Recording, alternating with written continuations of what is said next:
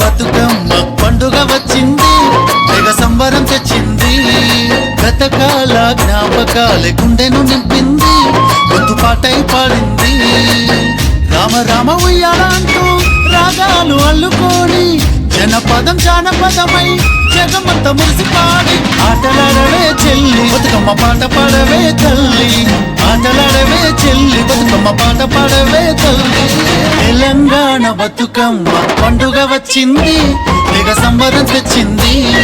గతకాల జ్ఞాపకాలే గుండెను నింపింది, గొంతు పాటై పాడింది.